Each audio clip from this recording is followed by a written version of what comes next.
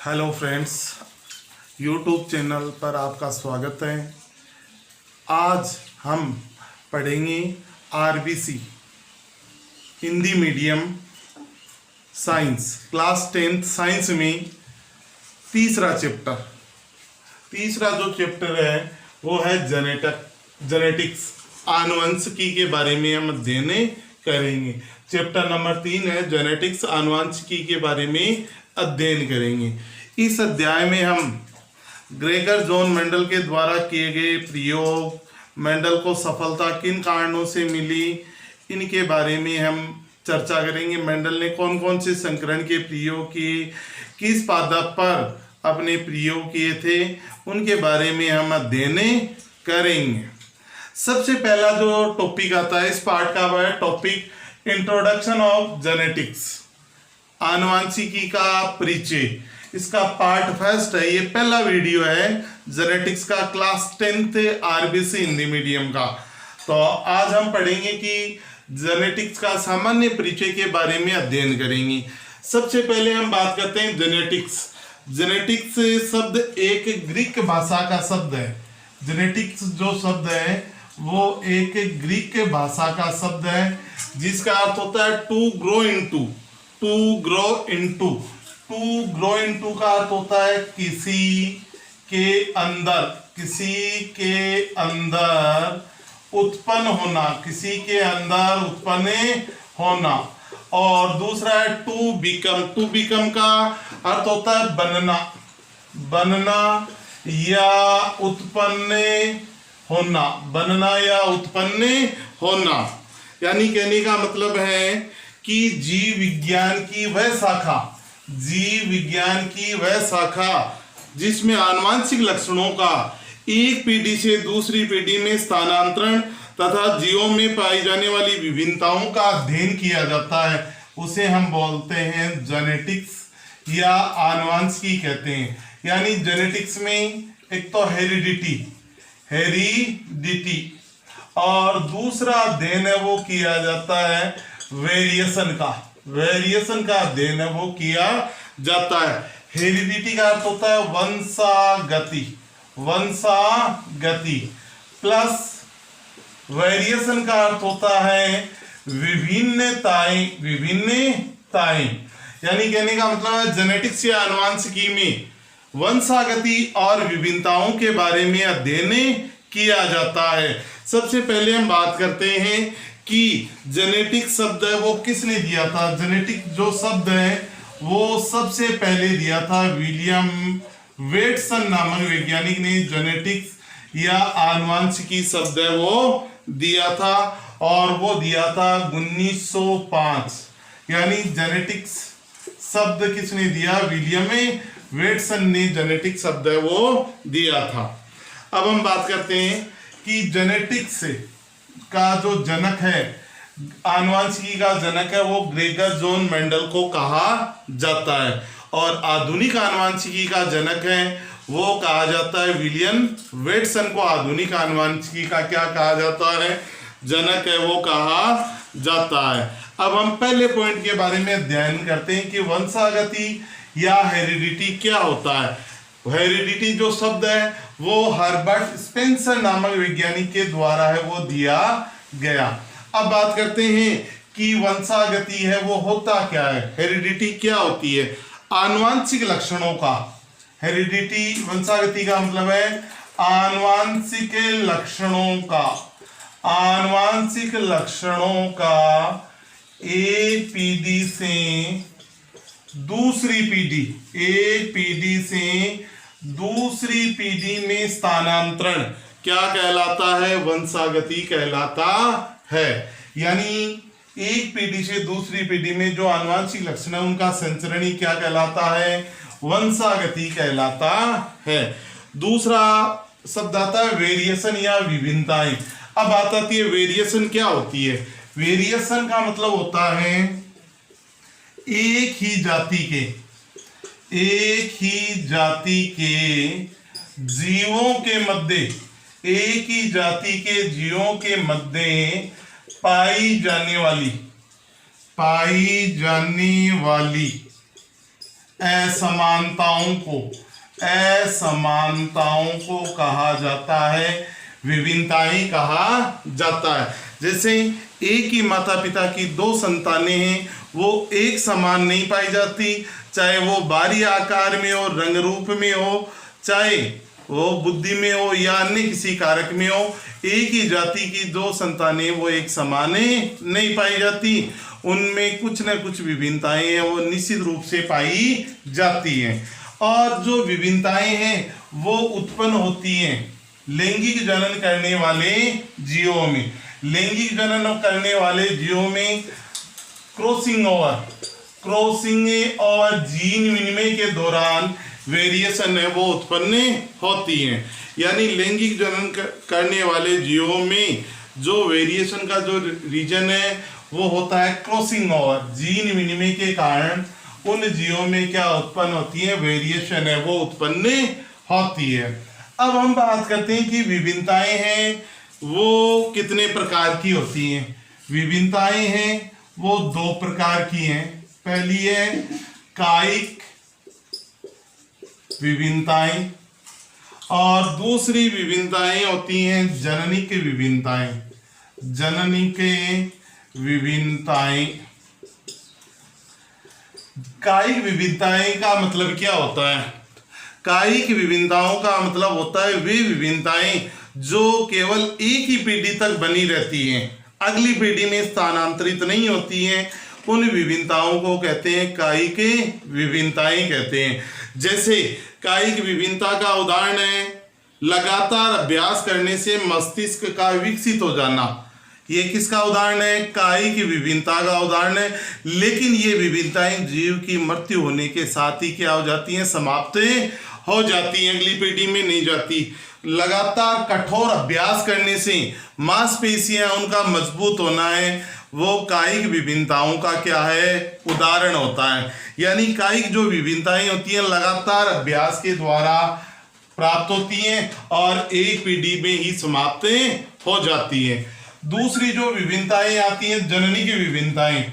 जननिक जो विभिन्नताएं हैं एक पीढ़ी से दूसरी पीढ़ी में पहुंचती हैं, दूसरी पीढ़ी में पहुंचती हैं। और इन विभिन्नताओं, ये विभिन्नताएं होती हैं वंशानुगत होती हैं।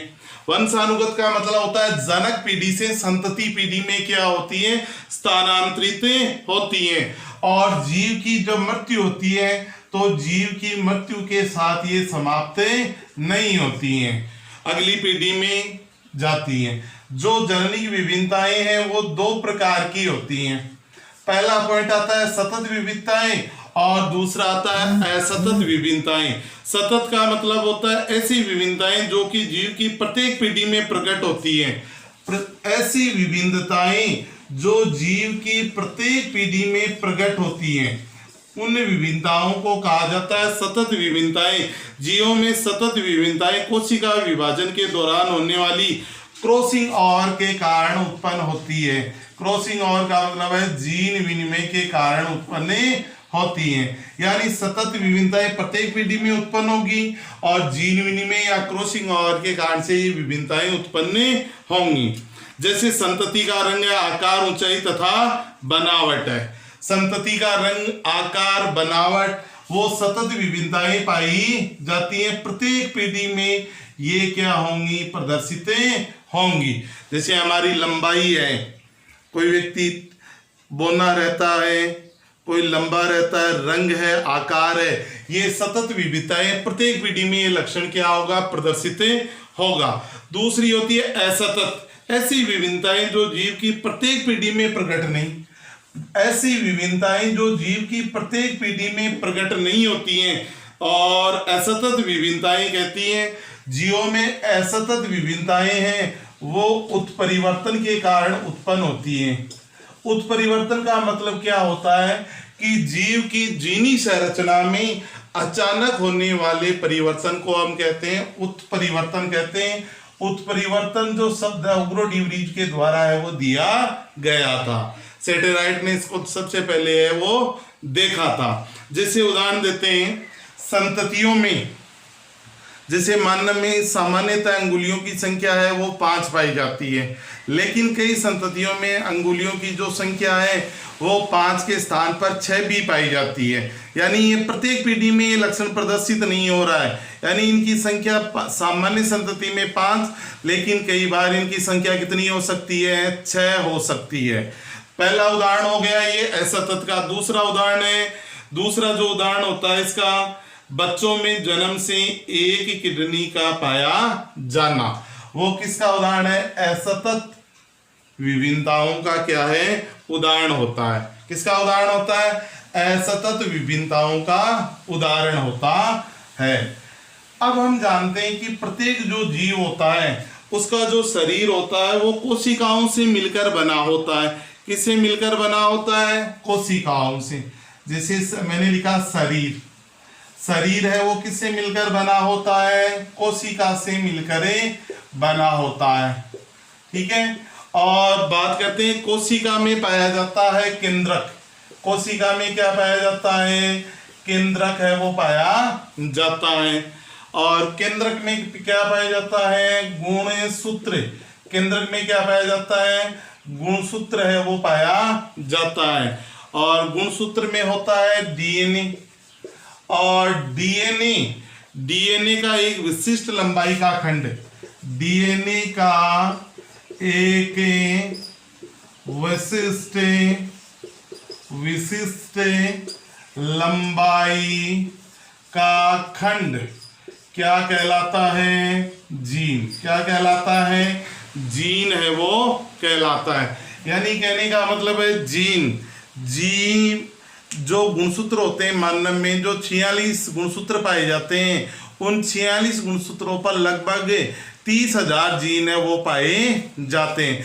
जीन है वो उत्परिवर्तन की इकाई होती है। क्या इकाई होती है, उत्परिवर्तन की इकाई है। यानी जीन में जो नवीन लक्षण आते हैं वो किसके द्वारा आते हैं, जीन के द्वारा ही आते हैं। जीन के बारे में हम विस्तृत आगे पढ़ेंगे कि जीन शब्द है वो जॉहन्सन नामक वैज्ञानिक के द्वारा दिया गया। पहले मेंडल के द्वारा जीन को कारक शब्द है वो से संबोधित किया गया। ये जो जीन होते हैं वो आनुवांशिकता के आधार स्तंभ कहलाते हैं। क्या कहलाते हैं, आनुवांशिकता के आधार स्तंभ है वो किनको कहा जाता है, जीन को कहा जाता है। यानी जीन ही वो खंड है जो एक पीढ़ी से दूसरी पीढ़ी में आनुवांशिक गुणों के संचरण का क्या करते हैं, कार्य करते हैं। इसके बारे में हम जो हमारा नेक्स्ट टॉपिक आएगा उसमें पढ़ेंगे।